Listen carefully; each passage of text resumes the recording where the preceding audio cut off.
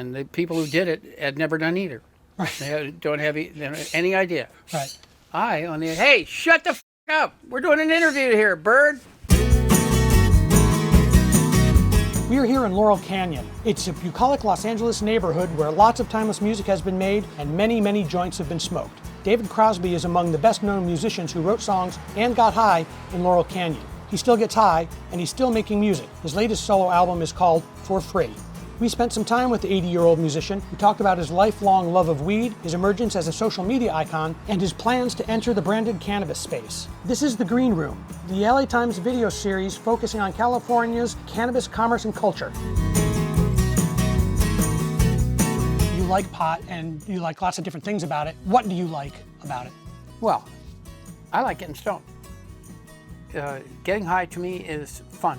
Yeah. Now, not everybody likes that, but I've been doing it for a tremendously long period of time. Yeah, you got the hang of it. I have the hang of it. I like the effect of being high. I can always, I know how to deal with the munchies. I don't hit the ice cream. I hit the apple. Yeah. Do you like the ritual of getting high? Because I realized once that the getting out my my pipe or whatever is that's fun too. Yeah. I like the bonding. Yeah. My son gets loaded. He's got a bong this high, and he takes hits that look like a cumulus cloud. My wife likes to smoke it. She and I will take a couple of hits, have dinner together, and it's really fun. Uh-huh. And we're a family. So then my wife and I will go in, and we'll be in bed, and we'll be smoking it and playing Words with Friends, like Scrabble on an iPad. Yeah. And we'd be doing that, or we'd be watching movies out here in the office or something, but we were smoking it together and laughing our full heads off. I can't tell everybody else what to do, but it's worked for us well, I've been married to Jan for 43 some odd years, and it's working. Crosby and his wife Jan take a farm-to-table approach to marijuana. They grow their own weed, harvest it, and smoke it. Cros gave us a tour of his current cannabis crop. So you're going to tell me what these are? What do we have? These are... No, I'm not going to tell you. Are you not going to tell me because you don't know, or you don't want me to know because it's proprietary? What is it? It's secret stuff. Secret stuff. Secret stuff. That smells good. It smells a little, almost like mint. These are very, very healthy plants. My wife is a damn genius with plants. So how old are these? These are, well, she started them from seeds in May. Okay. So they're just one summer long. You were responsible for helping the Beatles find weed when they came to the U.S. for the first time? Am I getting that right? In England back then, but they had only hash, and they would mix it with tobacco. Now I get there, and I'm used to rolling joints of really good weed. I give George Harrison a joint of really good weed, and he likes that a whole load better than hash and tobacco. George was like, really? John, even more. And then when they came, of course, to California, that was the first call. Yeah. Cross, we need some of that. You've got to get it over here right now. And I did. Look here, you see the crystals? Yep. Little tiny crystals all over it? Yep. That's like a high time centerfold. Yeah, that's kind of what we're looking for. Yeah. Now these are all different kinds, and they're all very healthy. I have to confess, I am not the gardener here. I help, get them, I help prune them, I help love on them, but my wife raised them from seeds. So she's doing all the work and you're coming in and being the face of it. That sounds... Yeah. Crosby plans to take advantage of his status as one of the world's most iconic weed consumers by launching a cannabis brand called the Mighty Cros.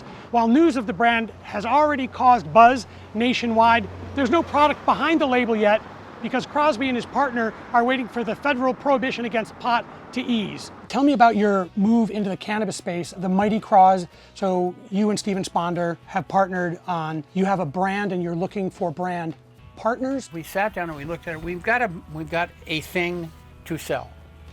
That's me being one of the best known pot smokers in America. I figure the best known is Willie. After that's probably Snoop, and then it's probably me.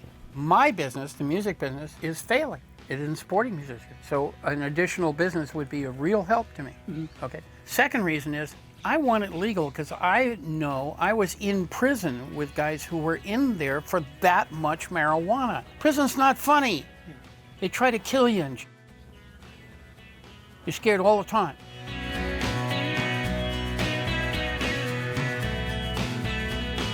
Do you feel that the cannabis, because you're on the Normal's Board of Advisors, right? Still? Yeah. That the drug laws and the cannabis laws in particular unduly affect people of color? I think I heard you mention the brown people and black people. And Yeah, it's not a matter of do I think, it's a matter of can you read the numbers? The numbers are unequivocal and quite plain. Yeah. You know, black people get busted more. That's because the cops look at them more, and it's not fair. Yeah. And to put anybody, black, white, brown, yellow, purple, pink, any color, in jail for a handful of flowers is nonsense.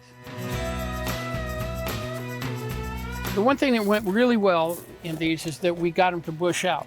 Normally, a plant has a single stalk that comes up like this, and there'll be a few tops at the very top. It'll split a couple of times at the very top.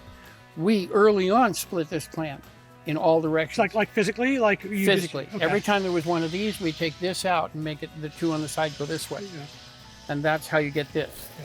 You know, we thought we'd just jump in and it'd all happen for us. Well, that didn't happen that way. First of all, celebrity brands turned out to work anywhere near as well as everybody thought they were gonna. When you can make a national deal, until you can, you have to make a separate deal in each state. Right, because you in the can't cross union. state lines. And that's crazy. Yeah. You can't do 50 different business deals. Yeah. But what we're waiting for is seeing, and we have seen, not enough, but we have seen a few people who've taken the long view. Yeah. And that's what we're looking for. Yeah. Because I want to be doing this for the rest of my life. It's easy and it's fun and I'm suited for it. Do you feel that you're well positioned for when it becomes a national, a federal I think so. thing? A couple of things working for me. People know that I don't butter your toast.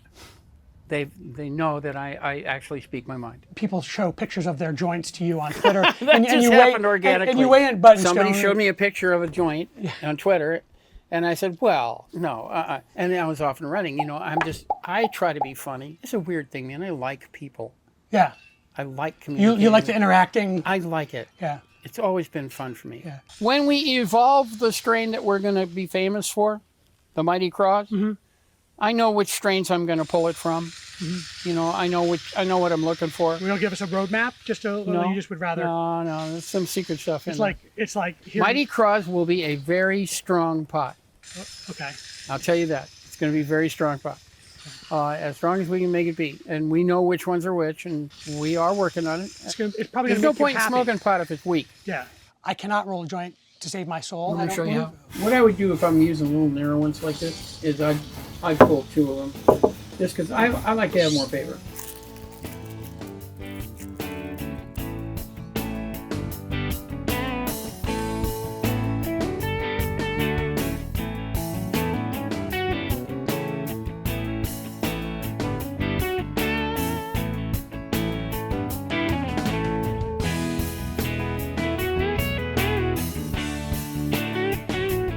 The way that you catch it under to make it roll is tricky. That's sort of where the rubber meets the road, and this is one of the tricks I'll teach you. So they're just damp, not wet. And that will let you get a tight roll, like this.